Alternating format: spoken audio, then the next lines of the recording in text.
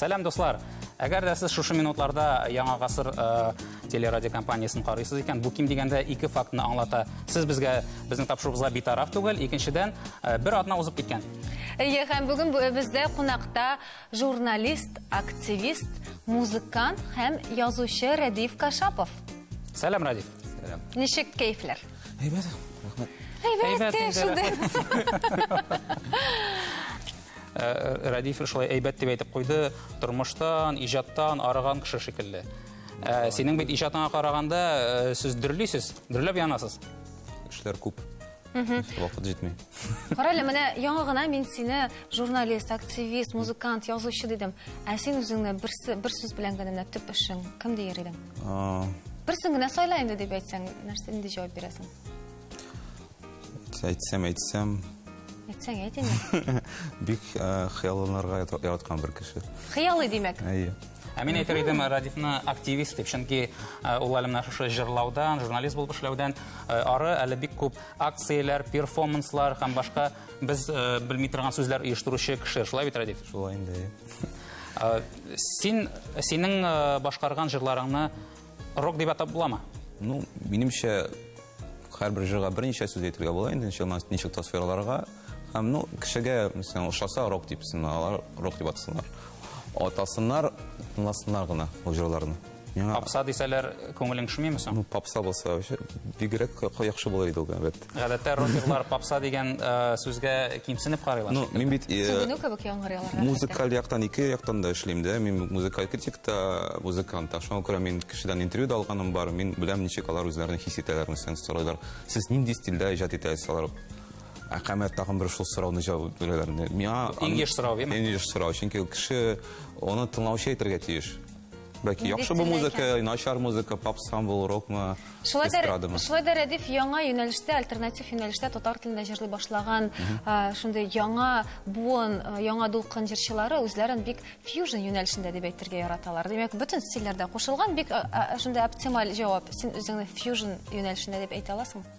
Ну, мин гадәттә хәзерге кешеләр кебек инде бөтенесе буларак мин төрле музыканы яратам һәм үзем тормышымда бик күп төрле стильләрдә музыканы иҗат итәргә телим. Шуңа күрә бәлки фьюжнда, ләкин фьюжн минемчә кухня турында гадәттә бара. Ничек кухня? Фьюжн кухнясы. Микс. Һәм төрле ингредиентлар.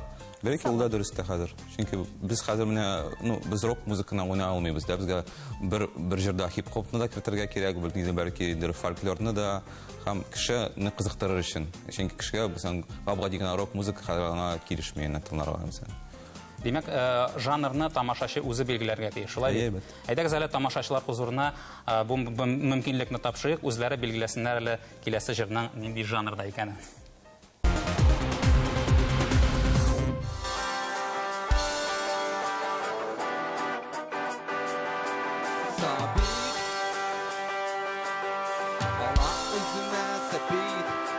Бара яраклаха күренми башы инде дә күренми кирәк аны хәтерләп калырга кайда туктар йоклар китсен шымшар мазар тымны эшләтер Hayda tutar, yıklar, gitsen şapşar, manzar, tümke başı bular. Leyla, kına boya küle, kırmışı uzda bu şehirde. Dostlarına,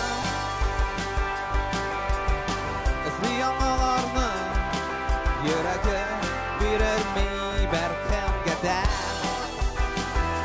Hayladıqlar, yıqlar, gitsin şıpşar Zar Tımını işratır Hayladıqlar, yıqlar, gitsin şıpşar Manzar, kimgə başı Bular, bular, bular, bular, bular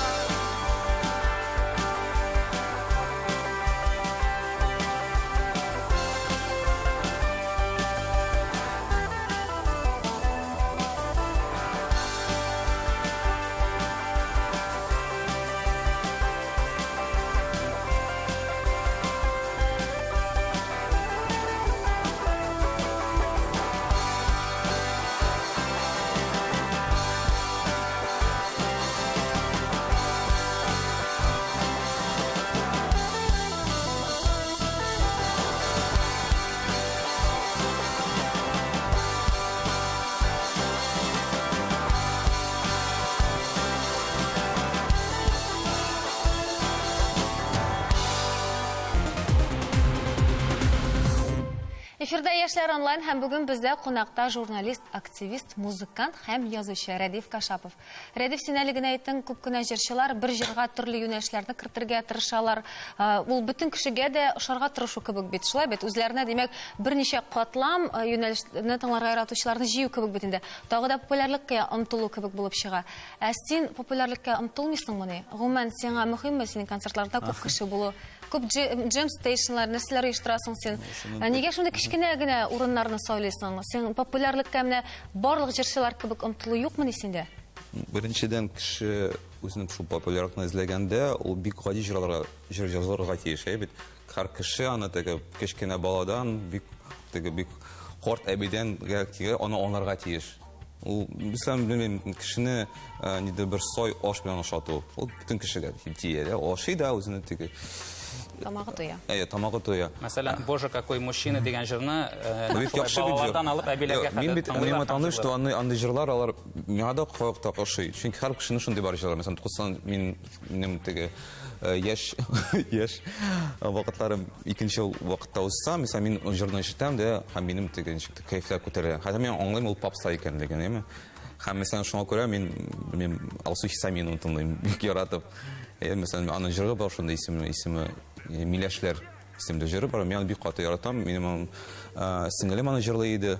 Синең балачагыңа туры килгән. Әйе, шуңа күрә. Гомумән алганда Алсу Хисамиеваның ул чыннан да үзенчәлекле һәм үтә һәр кешенең күңелен үтеп керде итеп җырлаучы җырчы һәм сәхнәгә аны алыштырырда җырчы минемчә әлегә килмәде. Һәм ул җитми сәхнәгә. Мин алай ук дип әйтә алмыйм, инде Алсу Хисамиева турында сөйләшәбез икән. Миңа калса ул гадәти попса җырчылар арасында бер үк рәттә, әмма менә Рәдиф фикерен һәм синең фикерне күп кешеләрдән альтернатив җырлар тыңлаучылардан ишеткәнем бар. Ни өчендер менә рок тыңлаучылар, альтернатив музыка тыңлаучылар Алсу Хисамиева исемен еш телгә алалар. Ну шундый бер әйбер бар. Без бит беренчедән Европа музыкасында үскән кешеләр, Америкада, ләкин икенчедән без, шулай чыгып китте инде. Без радионы тыңладык, шул кассетларны алдык. Һәм безгә, салават музыкасына чыкты канга синде. Аны кеше әйтә, без аны яратмыйбыз, без аны килмибез, ул безнең музыка түгел бит. Ул дөрес түгел. Чөнки һәр кешенең, мәсәлән, бер татар кешесенең бер салават җыры бар аны. Димәк, син яратасың, син татар түгел дигән төсле. Шундый инде татар теге идентификация, код. Минемчә, вот кайбер җырлар алар код кебек, аны син яратмасаң да үзең канга кирип, шунда ничектер йөриләр, һәм ничектер чыгалар аннары теге синең җырларында, үзең җырларында. Әлбәттә, иң кызыгы 20-30 яшьлек татар егетләре, җырчылар, нәкъ Салават абый шикелле җырлыйлар барысы да. Тавышлары да, манералары да барысы да аңлашаган. Димәк, Салават Фатхетдинов дигән кеше бер яки берничә буын җырчылар үстергән булып чыга инде. Димәк, күп кешеләр өчен кумир кебек. Менә синең үзең өчен кумир булырда, менә алар легенда. Менә алар кебек булсам да оят булмас дигән җырчылар бармы? Бәлки безнең эстрададан түгелдер.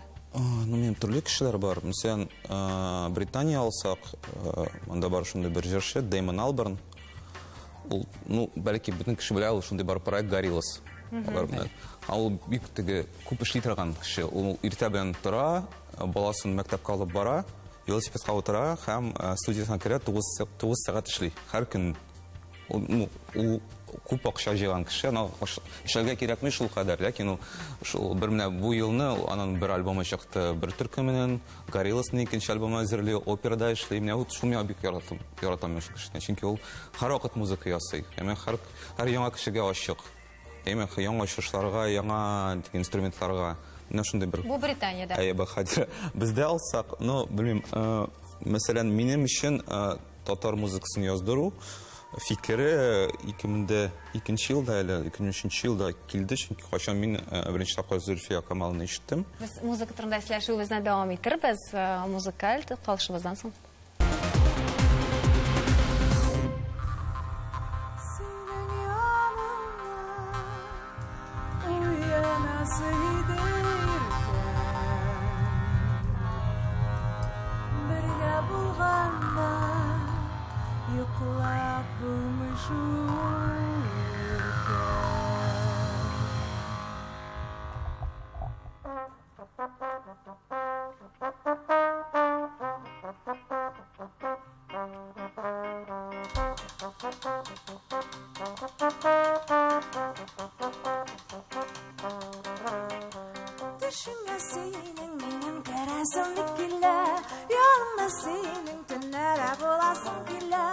Kız kırpıklarını suyup bu basın gila Ömür yollarını birge öttesin gila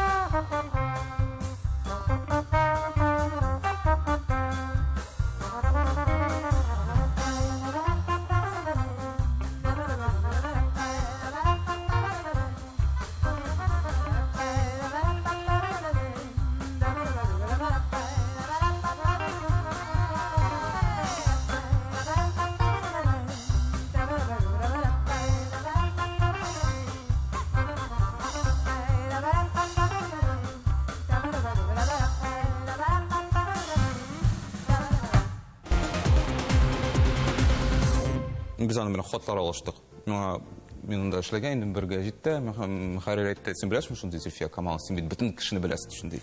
Мен әйтәм, кем ул, каян ул, анда интернетта юк иде бит. Мин яздым, таптым, сайт zulia.com. Без сөйләшә башладык, һәм ниһаять ул берничә айдан соң монда килде.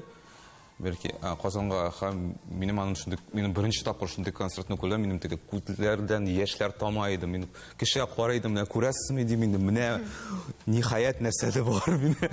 Һәм мин уйладым, әгәр дә ул шулай җырлый алса, мин дә җырлый алам ди. Мин шул вакытта бер төркем бар иде, мин килдем дә әйттем, хәзер без менә рус җырларына түгел, без татар җырларын җырлыйбыз. Алар әйтте, замечательно. Радик, безнең студиябызда Золя Камалованың булганы бар. Һәм без аңа бер сорау бирдек. Ул сорау синең өчен дә актуаль булырга тиештер. Синең өчен дә урынлы. Менә сезнең альтернатив музыка дип әйтәбез бит инде, әйме? Әмма сез аңлыйсыздыр бит инде. Сез бер кайчан да масса күләм тамашачы каршысында популяр була алмаячаксыз. Урта буын, өлкән буын, хәтта яшь буынның да шактый гына өлеше сезне аңламаячак минемчә. Менә улай бер күңелеңне кырмыймы? Беренчедән кеше җырларны язганда, ул бит аны теге акча эшлим дип язмый гадәттә. Ну, ул Юк, гадәттә күплән җырчылар шулай дип яза. Алар булса, мен алар турында сөйләшәсе килми. Минемчә, мин җырларны язам, чөнки мен яза алмыйм, язмыйча утыра алмыйм. Ул җыр язылмаса, мин үземнең кайфым бетә, тормышым ничектер икенче юнәлешкә барадыр.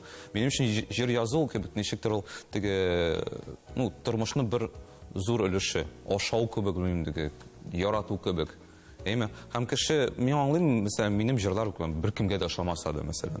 Беркем, мин аны үзем тыңласам, белмим, әнием дә килсә дә, улым нәрсә эшлисең дип инде китсә дә, алай да калса. Ул бит кеше, күп кешеләр бәлки шигырьләр язалар, пьесалар, кайдыр уйныйлар. Алар бит үзләре өчен эшләр аларны. Беренчедән үзенең фикерләрен ничектер менә рәткә кую өчен. Минемчә, бар шундый бер сүз альтернатива әйтәсе, бар шундый сүз инглизләрдә инди музыка, бәйсез музыка. Бәйсез ул беренчедән бернең бәйсе юк, икенчедән син беркемгә дә бурычлы түгел.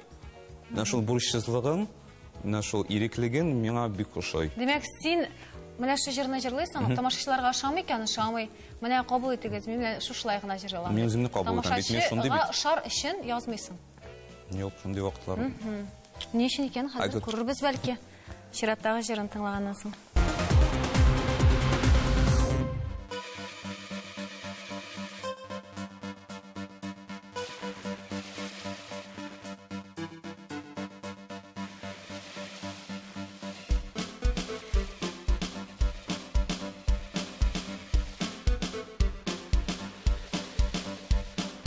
Юк бар сөйләмә, кешегә бәйләнмә, яшисе әле килә, яшисе әле килә.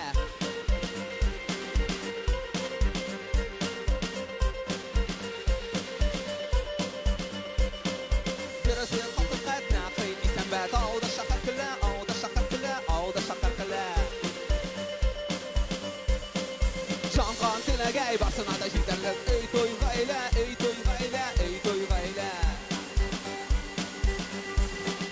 Bazda tıptınış jay kız, atılmış jay kız, atılmış jay kız, karangı jay kız, karangı.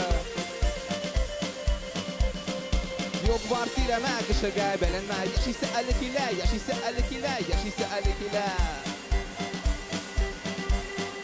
Yaşisi ellik ile, yaşisi ellik ile, yaşisi ellik ile, yaşisi ellik ile, yaşisi ellik ile, yaşisi ellik ile, yaşisi ellik ile, yaşisi ellik ile.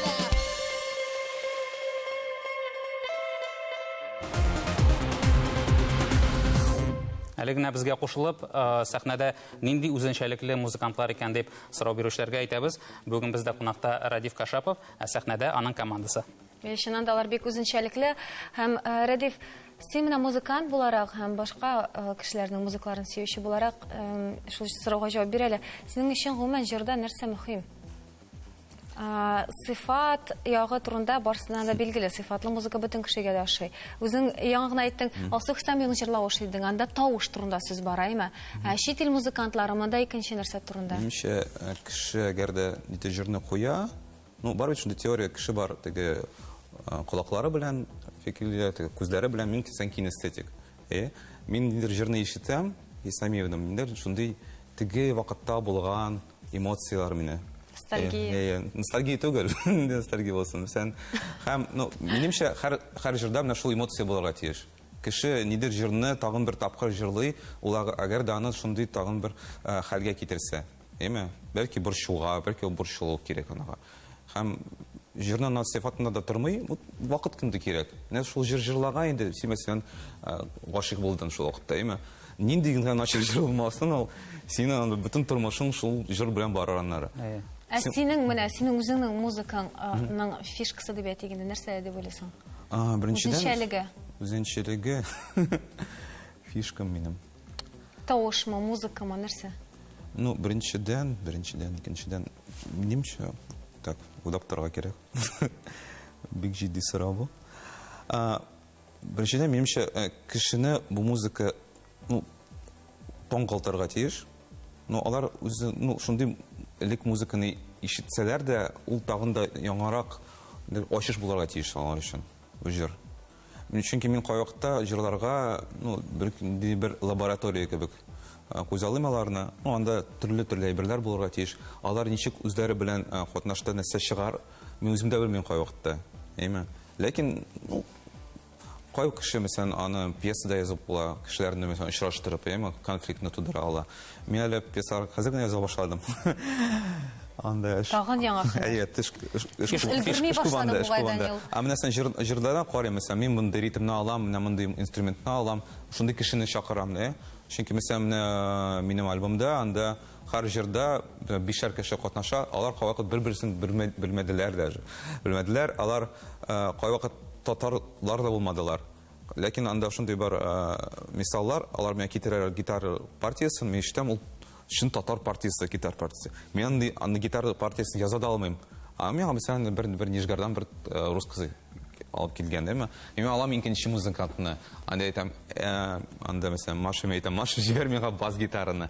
Ул да нәрсә катнаштыра. Һәм мин арны җыям. Алар бер качан да бергә, алар таныш булсалар да бер качан да бер бүлмәдә җыелмаслар иде. Әмма җырда менә шулай, күпме шул җыр яшәр, алар минем өчен менә бер картинада бергә басып торалар хәзер.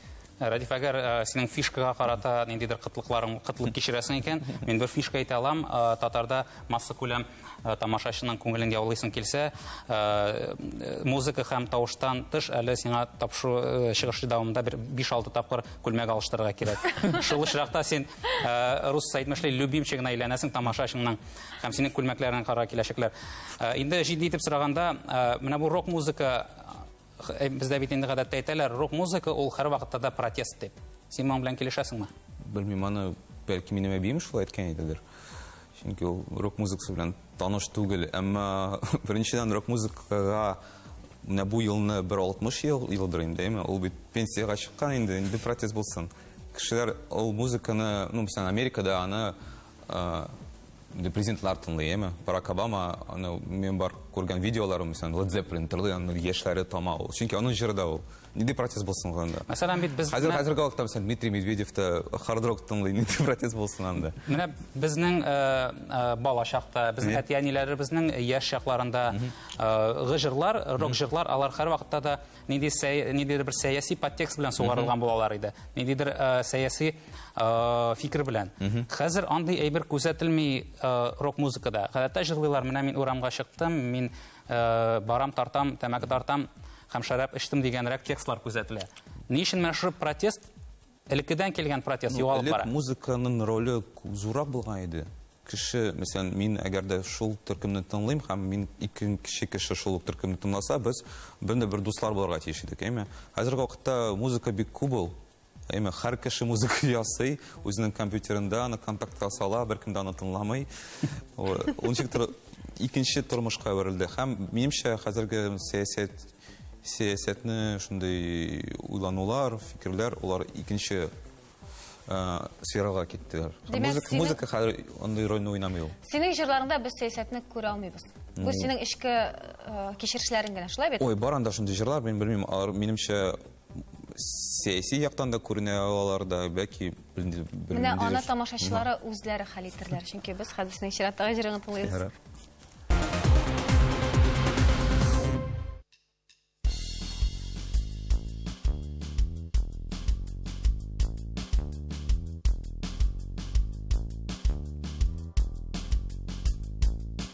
Яңгырлар тамам килде томаннар, елгар ягында моңсыз җырлар, агачлар кырый, су җиргә үтмәсә, кемул җиргенә исә, кемдер оча җыя тамчыларын, моң җыйлар дустым сине көтә, кемдер оча җыя тамчыларын, моң җыйлар дустым сине көтә, кошлар, мас мине кошлар. Мine кышлар, ташламагыз мине кышлар, ташламагыз мине. Еллар ягында ауламы этләр, телсез җәннәр сүзләр әйтә, аппак кызлар юлны күрсәтә, йолдызда сүнде буш ятмәләр, аппак кызлар юлны күрсәтә, йолдызда сүнде буш ятмәләр, кышлар, ташламагыз мине кышлар. Ташламагыз мине кышлар, ташламагыз мине кышлар, ташламагыз мине кышлар.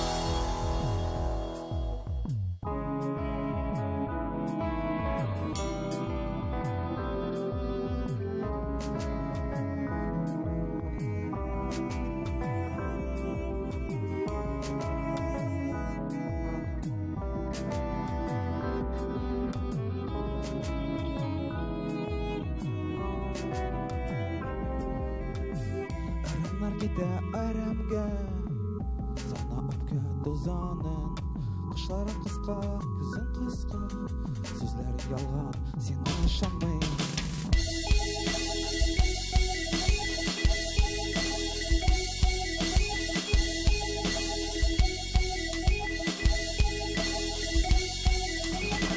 Кышлар ташламагыз мине, кышлар һәм кышлар ташламагыз мине, кышлар һәм кышлар ташламагыз мине, кышлар һәм кышлар ташламагыз мине, кышлар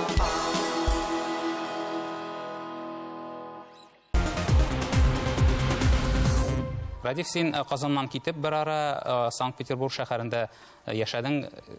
Ничә ел яшәдең анда? 8 ел һәм 3 ай, ул ниһаять 99 ай була. 99 ай. Ник йөзгә тутырмадың? Ну, поездга билет алган инде, киттем инде. Нәрсәгә киттең һәм нәрсәгә кайттың? Ну, мин киткәндә, мин икенче Казанга киткән идем. 2005 елда булган иде. Анда, ну, хәзерге Казан аңа бик охшаган түгел. Гәрчә 1000 еллык иде. 1000 еллык иде, анда метро төзегәннәр иде мин. Һәм башка ниндидер яңалыклар истә калмый минем шул вакыттан. Мин киттем, ничек яңа тормыш эзләп, мин үземне Казанда күрмәдем. Беренчедән мин гашыйк булдым. Минем кызым китте Петербургка укырга. Һәм без шунда күчтек. Минемчә, шул 2005 елда мин үземне ничектер бик ничек әйтергә инде. Ну, аз эшләдемдер, кайда үземне эзләмәдем, дөресен әйткәндә. Һәм Петербургта миңа үземне яңадан, буш урында төзергә кирәк иде. Чөнки беркем дә минем анда белмәде, беркемгә кирәкмәде мин анда. Дөресен әйткәндә, һәм ничектер бөтенләй берне эшләп бетергәч, анда журналист та булгач, язучы да булгач, музыкант та мин ничек тутырдым, Казанга карадым.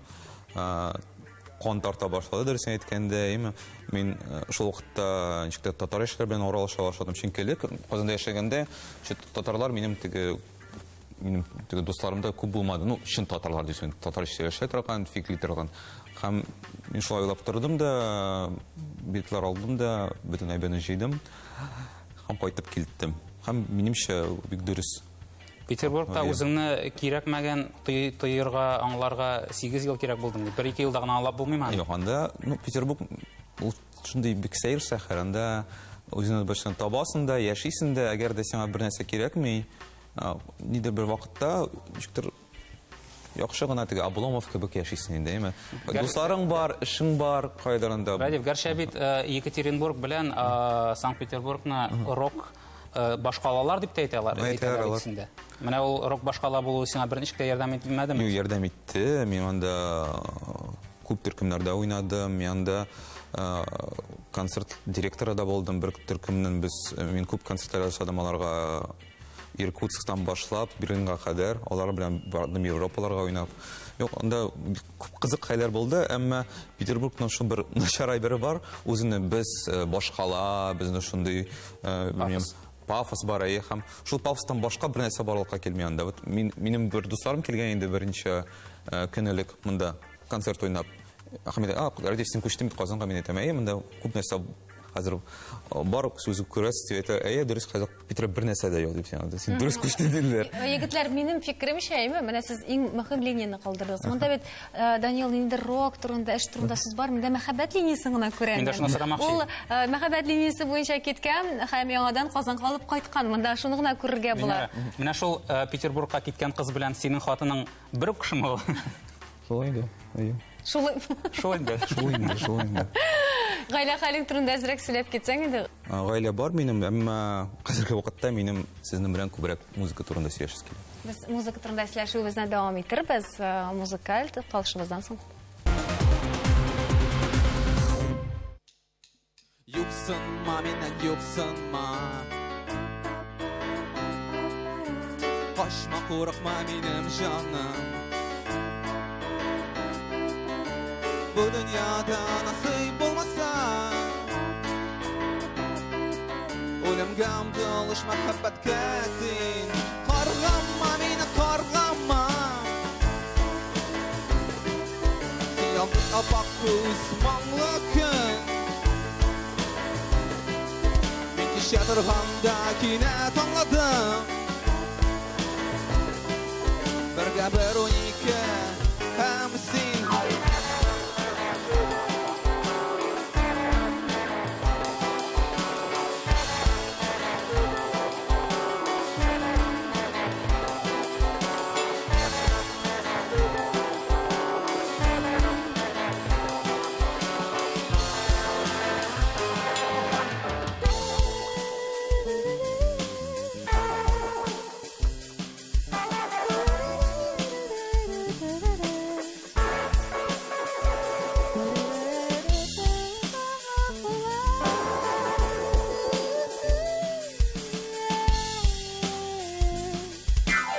Ышанма миңа, ышанма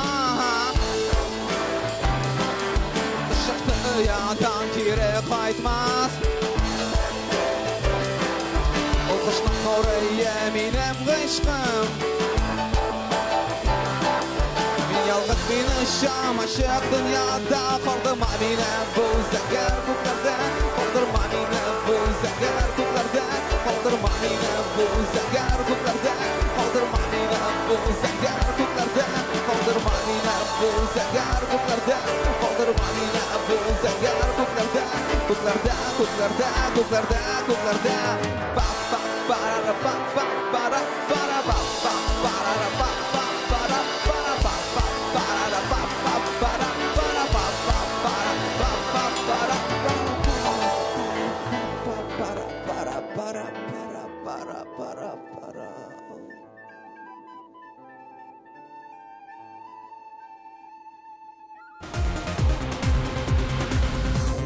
Радиф, музыканы үзең иҗат итүдән тыш, син бит әле музыкаль тәнкыйтьче дә, музыкаль тәнкыйтьче кеше. Ә музыкаль тәнкыйть ул бүгенге көндә югала барган дип әйтим инде, бик күренми торган даирә шикелле. Беренчедән югала бала, бара, аның тәнкыйтьченең роле үзгәрде, чөнки хәзер бик күп музыка булгач, кешегә инде фильтр кирәк. Һәм минемчә хәзерге тәнкыйтьчеләр, алар мәсәлән, нидер альбомны сөйләр дә әйтәләр, сез тыңлагыз, үзегез, сез аны үзегез таба аласыз, бер 5 секундта, яме, ул кызык.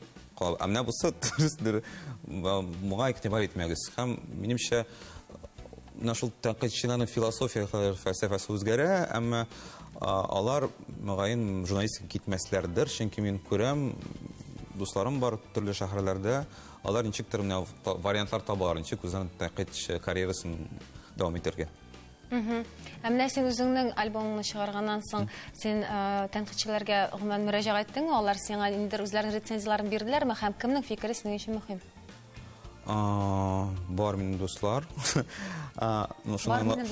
Бар минем дуслар? Яхшы итеп башлады. Бар минем дуслар. Шуларга кирәк, гомумән музыкаль тәнкыйтьчеләр бит алар рус телле, яме алар татар музыкасын, татар телен бөтенләй аңламыйлар.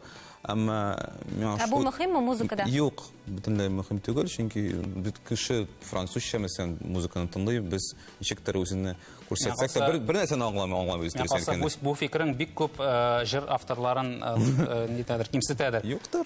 Сүзләрне язган җыр авторларын. Кимсетсеннәр. Шундый бар. Сиңа бер кеше дә текст бирмәячәк бит. Текст бирмәячәк. Үзем язам аларны. Һәм алар беренче әйткән, менә татар теле ул бик матур тел бит. Күп шулай, мин мәсәлән репетициядә утырам, бараманчы кирәм яңа, ул безнең уйныйбыз, ни дип үтәлеп әйтәм, татар теле бик матур тел бит. Шусы миңа җитә инде, әйме? Чөнки минем бит шул кешеләр белән аралашканда күбрәк эш кертергә кирәк. Чөнки мәсәлән рус телдә кеше текстны тыңлый да, ничектер анда унисе дә урталык таба, аның белән һәм китте. Әйме, анда музыкада бик мөһим әйбер түгел дә. Ә миңа ничектер телнең яңгырашында инде җырның матурлыгын күрсәтергә кирәк. Һәм шуның кызыгы бик күп кеше мәсәлән куясың, әйтәсең, менә бу татар рок музыкасы. Менә шусы җитә анага. Татар музыкасы бар икән. Ну кеше без аны турында сөйләшәбез әле. Кеше мәсәлән Удмуртияларда, Мәскәүдә андый хәл турында да белмиләр. Алар өчен ул альтернатива түгел, ул бәлки бердән-бер татар музыкасы. Һәм күп кешегә ошый. Шул как раз татар телен белмәгән кешеләрдә дә. Без инде тапшырубызның икенче яртысына да килеп җиттек. Киләсе җырга күчкәнче, әйдә әле үзеңнең музыкантларың белән таныштырбыз. Без бүген кеше состав белән уйныйбыз. Мин альбомны язганда анда 20 кеше катнашты. Мин әйтәм 5 шәһәрдән, 3 илдән. Бүген белән мен барабанчы Тимур Сапаров уйный.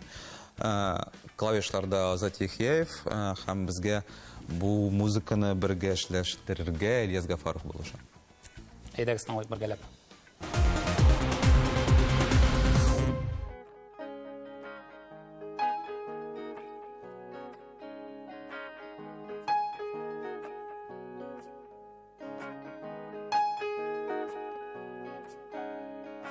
Кеше мен тыңладым Suicide компактын Ватылган пиано Майлы микрофон Муен районында атна буеттын Шиней улы Бәлки булмаң Саклап кал ханымны Йоклап ятма кырда Сатып ал тимер аяк Ба-да-да-да Саклап кал ханымны Йоклап ятма кырда Сатып ал тимер аяк Ба-да-да-да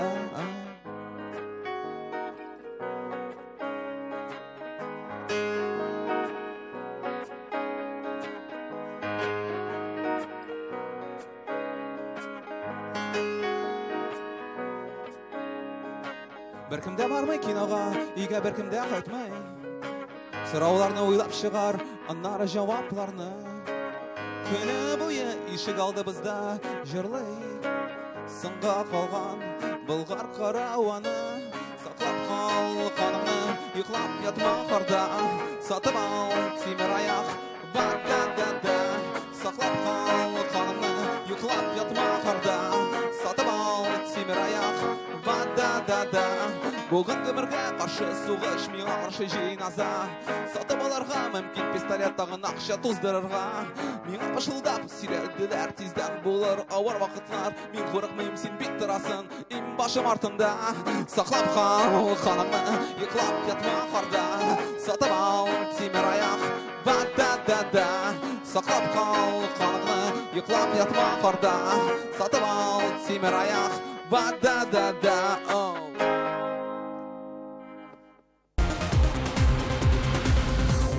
Рәдиф, сен чыннан да 100%лык иҗади кеше инде, әйтергә кирәк, елдан-ел синең профессияларың күбәйгәннән күбәя бара, һәм соңгыларның берсе ул экскурсовод буларак та син хәзер йөри башладың бугай. Ул көнгә ничек җиттең? Хәзерге парклар һәм скверлар елларында бер фестиваль уза иде. Һәм минем ничектер катнашырга теләгем бар иде. Мин нәрсә эшли алам мин, әйме?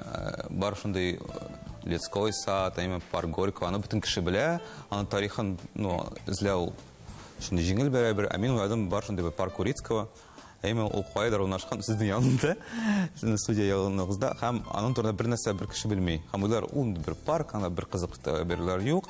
Һәм мин шул парк турында материалларны җыя башладым, кешеләр белән сөйләштем. Һәм анда нәрсә генә булмаган икән. Анда вертолетларда төшкән. Анда Королевта яшәгән. Шуңа күрә мин бит Казанга кайткач, яңадан шул Казанны ача башладым. Казанның үзәгенә түгел, бөтен якларын рок-синтезга башлап, салмачларга кадәр.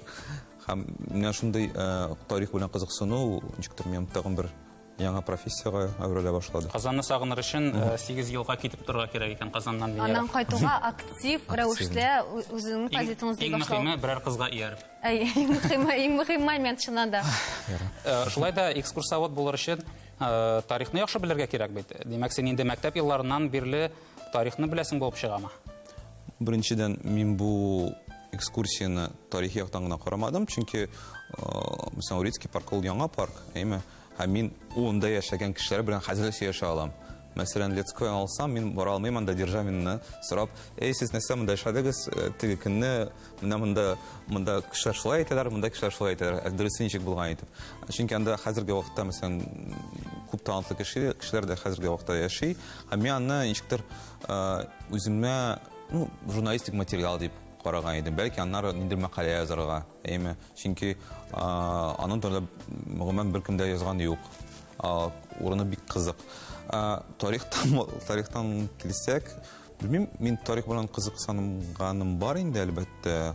Ләкин ул менә шул кызыксыну чынлап хәзер генә үсә башлады. Чөнки мин хәзер генә аңлый башладым, Казанның нинди шәһәр булганлыгын, әйме? Бәлки элек Моның өчен яшьли шундый фикерләр килмәгән иде. Менә Питерның тәэсире һаманда зур булган ахры. Менә сине карап торганда, Редиф, син бик эзләнүчән кешегә охшагансың. Үз-үзеңне эзләүче кешегә, әйме? Менә үзеңне таптым дип исәпләй аласыңмы бүгенге көндә? Үземне таптым, син кая соңгы вакытта булган икәнеңне карарга кирәк. Белмим, бәлки Гомумән кеше бит инде үзен туганнан соң әзрәк теге башландыр фикерләр керә башлагач, профессияларны күргәч, үзен эзли башлый. Бу нормаль күренеш. Менә синең һаман шушы эзләнү дәвам иткән кебек. Беренчедән мин кайбер үземнең кыяфәтләремне тапканым бардыр инде, ләкин күп нәрсә тагын калып калырга теләгән бар шундый зур. Минемчә, кайчан mesela миңа кайчан 70 яшь булыр, бәлки шул вакытта анда туктап торырга кирәк булырдыр инде. Оныкларны үстерер өчен һәм әлегә вакыт бар. Тута, синең фикерең буенча, димәк, кеше үзен гомер буе эзли булып чыга. Бәлки шулайдыр. Кеше үзен mesela таба бер урынны, әйме?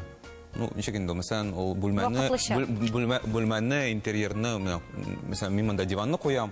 Диван торды, все, җитәр. Әйме, хәзер өстәлне куярга кирәк. Әйме, аннары урындыкны, аннары mesela обойларны сайларга. Бәлки, mesela шул төрле урын, төрле җиһазлар кешенең һәрбер нәрсә белән кызыксынуы.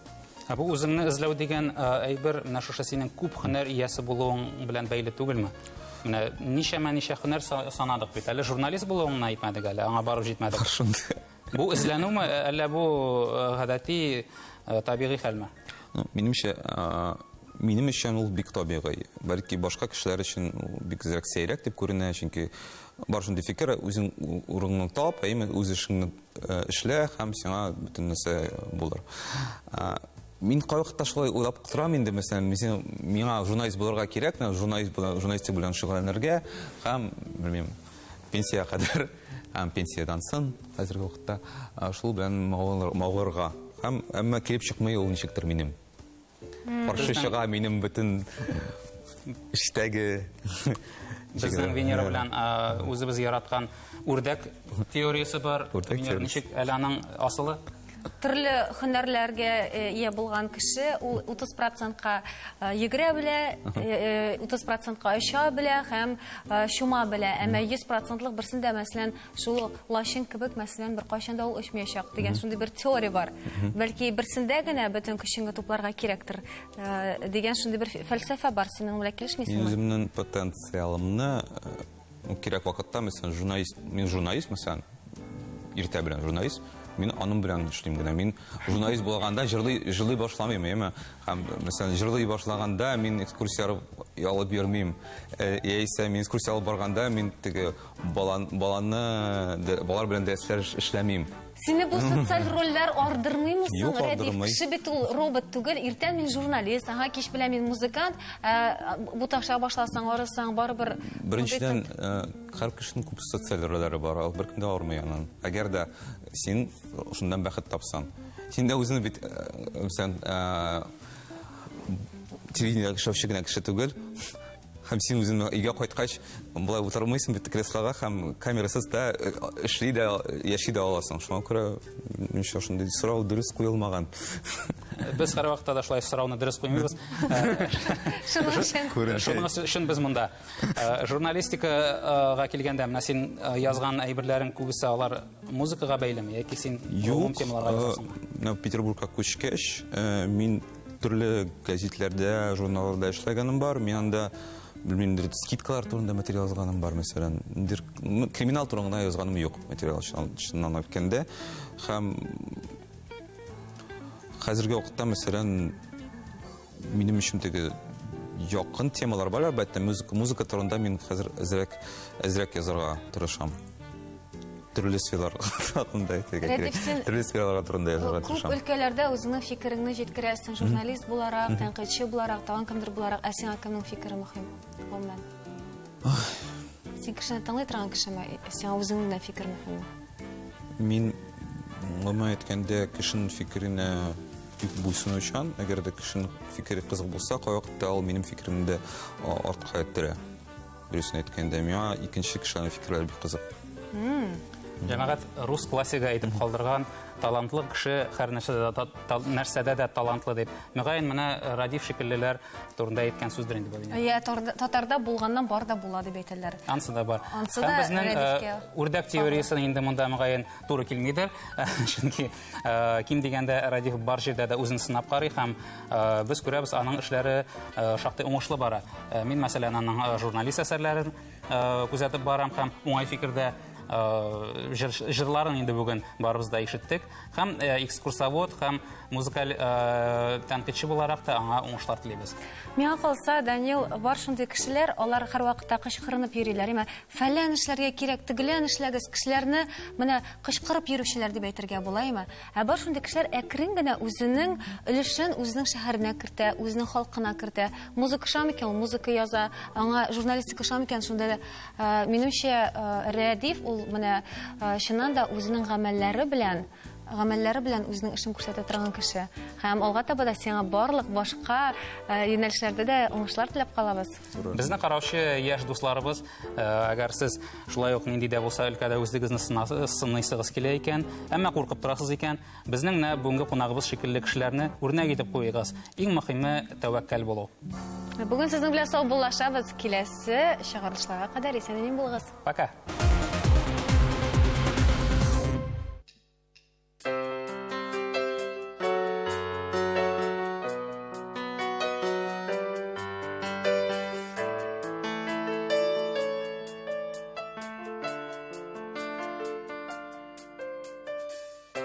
Урман яна,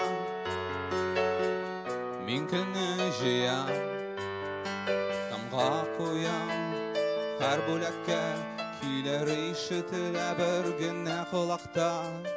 Бау өзелде, ярылды такта, картлар миңа сүз әйтергә бирмиләр, бел үз урыныңны. Һәм синең белән мәтрүшкә шифалы үлән. Мин үлмәм, үлмәм, мин һине һөям. Һәм синең белән мәтрүшкә шифалы үлән. Мин үлмәм, үлмәм, мин һине һөям. Мин һине һөям.